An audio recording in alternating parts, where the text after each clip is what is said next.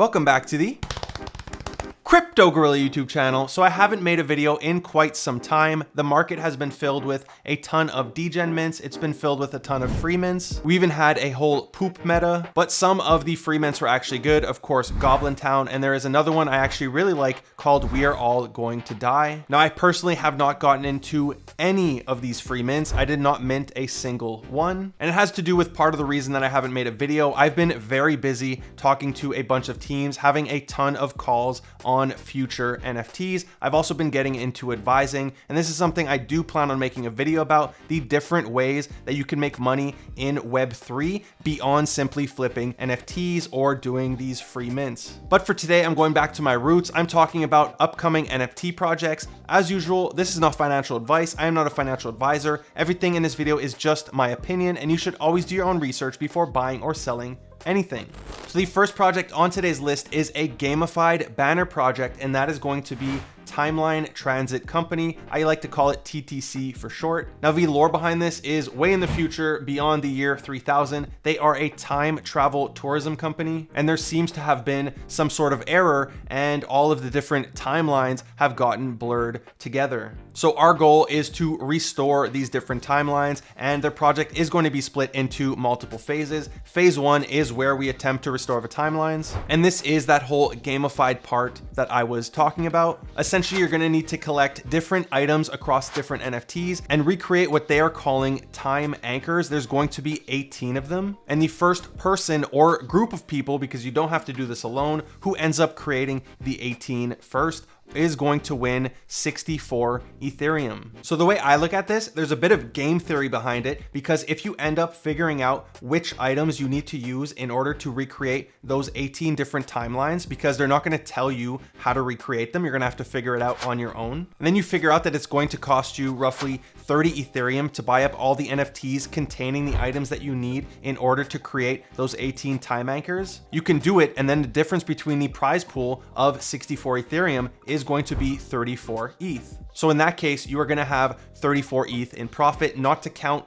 all of the NFTs you can now either hold or resell on secondary. But that is phase 1. Phase 2 is going to be where you get to customize your own banner, add different items that you want to show off, and really make it unique to yourself. I do assume that they will be reaching out to some of the bigger communities in the space. Maybe you're going to be able to have a Bored Ape or a Kaiju or a Gojira inside of your banner. I also know that the founders are very well connected in the space, so it would not shock me if they made this happen, as well as getting public support by some of the notable figures in the space. So overall, I do like the lore and marketing behind this one. I do think there is a very big lack of banner projects in the space. So I am happy to see this one, and it's definitely one I'm going to be keeping an eye on. Now, speaking of banner projects, I wouldn't feel right if I did not mention an upcoming banner project that I'm personally very excited about called Ikigai. Now, this is going to be by a person that I consider a friend in the NFT space, and that is going to be Cabra. I have mentioned him multiple times on this channel before. He has excellent alpha. He's actually one of the alpha callers in my private Discord. He's also very well known in Kaiju Kings as well as in Origins. Now, I don't have that much information to give you about this project other than it being a banner project. You can see some of the art here from one of his older banners, and it is this Japanese looking grainy art style. His current banner is also one of his creations. So I personally dig this. I have seen a lot more sneak peeks behind the scenes that I cannot show you in this video. However, personally, this is something that I would definitely put as my banner. I also do feel he is doing his project the right way. He's taking his time. He has built up a ton of connections in the space. So I will not be shocked if he gets public support by some people in Kaijus, by Jumpman or people in Origins, and of course, by the Gorilla Gang. So definitely follow Cabra, show him some love, and maybe, just maybe, you'll get yourself a whitelist. Next on our list, we do have a bunch of Web2 brands coming into the NFT space. This week, we did see Samsung US open up a Discord. I think it got bombarded. They got like 180,000 people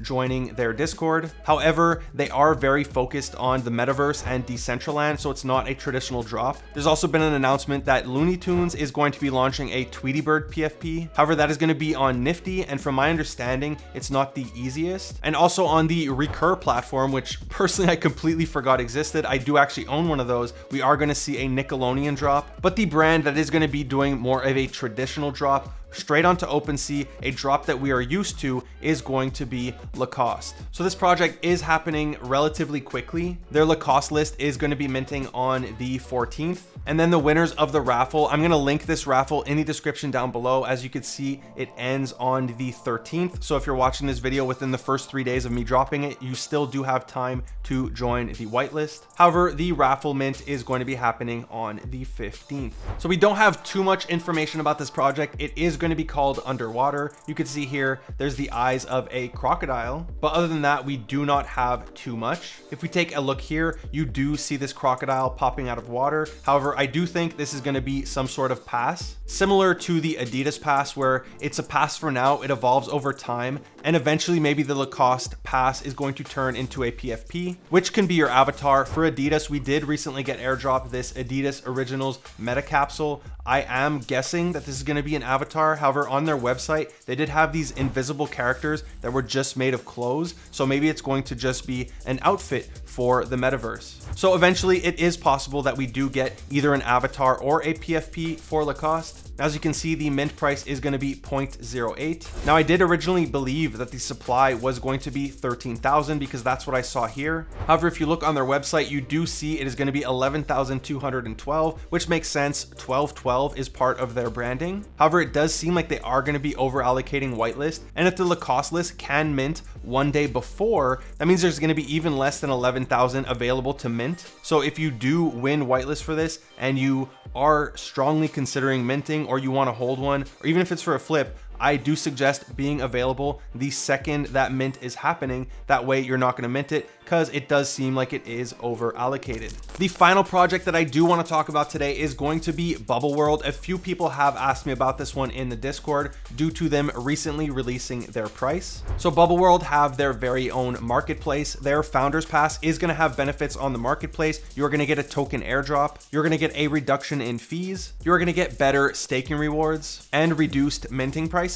However, if you go on their link tree, you will find their pitch deck, which in my opinion has the information a lot more people are looking for. So if we scroll through, you could see some of their investors. They do have some bigger people in the space. They also have Steve Aoki, which is pretty funny. You also get to see who the team is. If you just go forward here, we get to see the past. We're going to come back to this. First, I do want to look at the NFTs that this is going to allow you to mint, because this is a mint pass for future NFTs. And I do believe this is the value most people are seeing out of this pass. They're looking at it as a mint pass. So just considering the price, yes, in this market, 0.18, which is their price, 0.18 Ethereum for a 10K supply, which is the base version of their NFT, is high, right? In this market, that's high. If you're looking for a flip, I don't know if it's going to be flippable, all right? But in my opinion, the way you should be looking at this is for the future value that this is going to bring you. What I believe people should be doing is going through this pitch deck, looking at the 7 projects that they're going to launch in season 1. And that's not even considering their airdrops. They already had a free airdrop for people who signed up on the website. They also have this one here where you can get a mystery box. It's going to include 5 free of the medium tier NFT. You're going to get a flight to New York plus hotel. You're going to get backstage passes to hang out with Quavo. You're going to get a VIP section. So this team, it's VC backed. They clearly have a lot of connections. I do know they have a ton of airdrops planned, but forget all of the airdrops. Let's just go back to the pitch deck. What you should be doing is, one, figuring out what are the odds that I get whitelist. So there's 10,000 NFTs. They're not going to give 1-to-1, right? If all these projects are 10K supply, which they won't be, let's pretend they are, they're not going to be able to give 1-to-1. They're going to have to leave at least 40, maybe 50% for additional people to get whitelist, as well as public mints, just to create a bit of FOMO or a bit of desire. If all these projects already have whitelist handed out, there's not going to be a desire for people to buy, or not as big of a desire. So they do still need to give chances. They need to allow these projects to collab with certain people just to create that FOMO, right? So let's say your odds of getting whitelist are 50%. In season 1, there is going to be 7 drops. So if you only hold 1 NFT, you're potentially going to get whitelisted for 3 to 4 of these 7 projects. So again, just go through these 7 projects,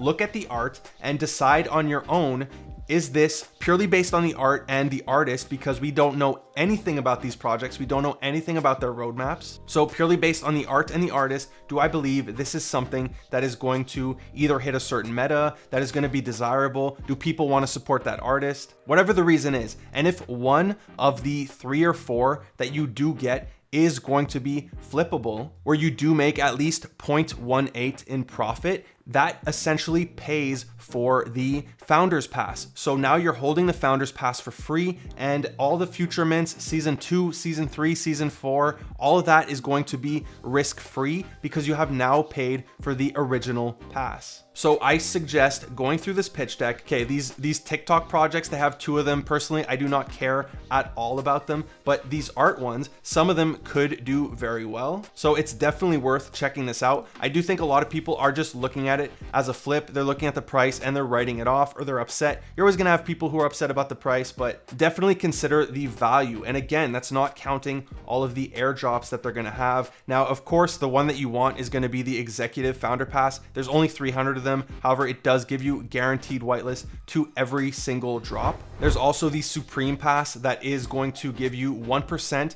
of every single mint that they're gonna have. This one's gonna be out of our reach, right? It's gonna be an auction. It's going to go to some whale, but ignore both of these. You're probably gonna end up with one of these. So decide if you feel that the mints coming up are worth the initial investment into this pass. But that's my opinion. If you're just in it for a flip and you have whitelist, just do the typical thing that we always do. Wait till mint day, look at the volume, look at the floor price, decide if it's flippable the moment of mint. If not, you can move on to the next project. And if it is, then congrats, you just got a good flip. But I do think a lot more people should be considering this as a long-term investment. I'm not telling you to invest in it long-term. I'm saying look at it under the lens of a long-term investment. That's it for today's video. If you enjoyed it, be sure to give it a big thumbs up. I do plan on doing a lot more content in the coming weeks in the future. I took a bit of time off because I have been having a lot more calls and I just wasn't able to make videos. I've been up till 3 a.m. on calls and it's not feasible for me to make videos. However, I do plan on releasing a ton more content, both on NFTs and more on the educational side. There's also NFT NYC coming up. So again, I'm probably gonna have a little break in between there. But after that, it is going to be full steam ahead because like I said, I am talking to all these projects and there is a ton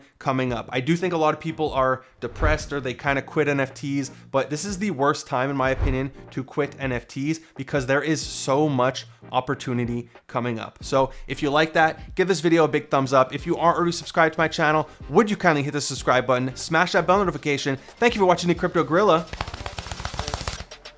Peace.